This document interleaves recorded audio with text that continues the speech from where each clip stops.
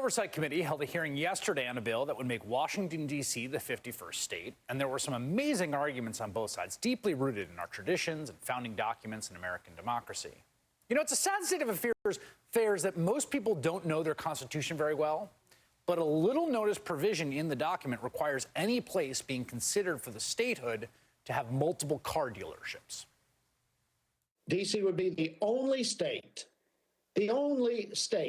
without an airport, without a car dealership, without a capital city, without a landfill, without even a name on its own. And we could go on and on and on. No landfill. That was Republican Congressman Jody Hice, currently running for Secretary of State in Georgia, effectively on a platform of overturning Democratic elections. Of course, there are car dealerships in Washington, D.C., and of course, there is obviously no car dealership stipulation in the United States Constitution that was signed in 1787. But that there is literally just about the best argument Republicans have. I mean, they really fall apart because denying the citizens of District of Columbia true representation is purely an exercise in raw political power. Republicans need to stop D.C. from becoming a state so two new, very likely Democratic seats are not added to the U.S. Senate, which could potentially tip the balance of power in the Senate for a long time. The most audacious entry into the debate came from Senator from South Dakota, Mike Rounds. Quote, "The founding fathers never intended for Washington, D.C. to be a state. D.C. statehood is really about packing the Senate with Democrats in order to pass a left-wing agenda." That's the senator from South Dakota speaking there. South Dakota, with a population only a bit bigger than Washington, D.C., doesn't have much argument to be a state either.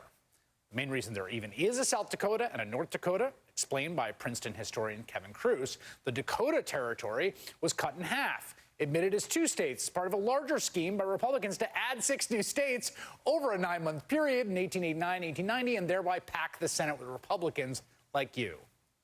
Seeing as that North Dakota and South Dakota combined only have slightly more residents than my home borough of the Bronx, when there's a debate about D.C. statehood and you're one of the 4 senators of those 2 states, maybe just lay low until the whole thing passes over. Maryland Congressman Jamie Raskin took part in that hearing on D.C. statehood as a member of the House Oversight Committee, and he joins me now.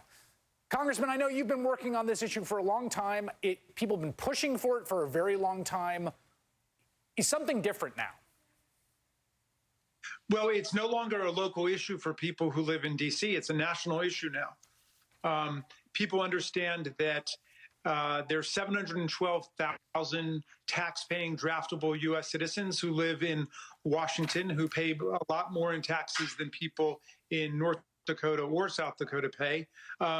And there's no reason to deny them their equal status in the union. But the other thing that's happened is that the Senate has become a major impediment to social progress for the country on everything from the universal background check for violent criminals purchasing firearms to reauthorization of the Violence Against Women Act to passage of H.R. 1. And so the Senate needs to be integrated with everybody who lives in the country. And that means people in D.C., it means people in Puerto Rico, it means everybody who's unrepresented and disenfranchised right now.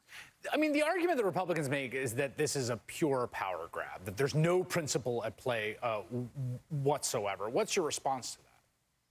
Well, power grabs are in the eye of the beholder. We think it's a power grab that all of these people who come from states that were admitted after the original 13, like South Dakota and North Dakota, or, you know, Alaska, would try to deny it to people who have every right to be part of the union. So, look, we shouldn't be totally naive about it. We understand that there's a basic democratic imperative for inclusion of people who are being taxed, who fight in our wars and so on, and who are governed by our government. But in truth, in American history, it has been a partisan political football. And what's interesting about this moment is that the Democrats are very solidly behind statehood for people from Washington. The Republicans have had it in their platform for most of the decade since World War II that Puerto Rico should be a state. Do they really mean it? If they mean it, then there's the grounds for a deal, because most states have entered the union like animals boarding Noah's Ark, right, in twosies. You know, Kansas, Nebraska, Hawaii, Alaska, I think Maine and Kentucky. Well, Puerto Rico, the Republicans want, at least theoretically. Washington, the Democrats want. There's the grounds for a compromise to bring democracy to millions of people who are left out and can't really run their own affairs because the federal government is in charge. You know, the U.S. government cheated Puerto Rico out of hundreds of millions of dollars during Hurricane Maria. You remember Donald Trump tossing them some paper towels. And they also cheated D.C. out of hundreds of millions of dollars in COVID-19 funding, which fortunately we've been able to rectify in the American Rescue Plan. But there's no safety in depending on other people's representatives to take care of you in the U.S. Senate or in the House. We should know that the people of Puerto Rico would have to have a say over this. There's a long tradition there and a question, quite contentious, about whether they want to join the union or not. So just putting that aside. Yes, there was just a plebiscite on it. So I think there's some movement forward there, too. I understand it's been a controversial question, but in American history, either you're going to be a colonial possession or you're going to be a state, and you're going to be able to speak for yourself and to be represented for yourself. Final question for you. I haven't gotten a chance to talk to you in a while. Obviously, January, you suffered the loss of your son, and then very quickly after that, January 6th, and then very quickly after that, the first time impeaching a president for the second time. I wanted to just see how you are doing. Well, that's kind of you to ask, Chris. Every day my family feels a little bit better. We're not drowning in agony and grief the way we were for so many weeks there.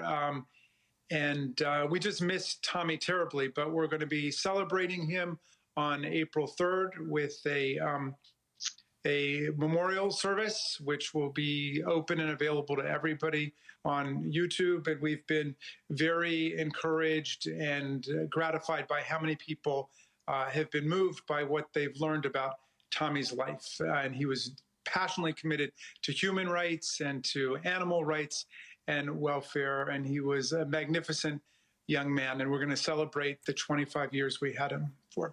April 3rd. I will definitely check that out. I've been so touched by your family and by the kind of person that he was. Congressman Jamie Raskin, thank you so much. And thank you for having me, Chris. Still to come, facing a lawsuit for her role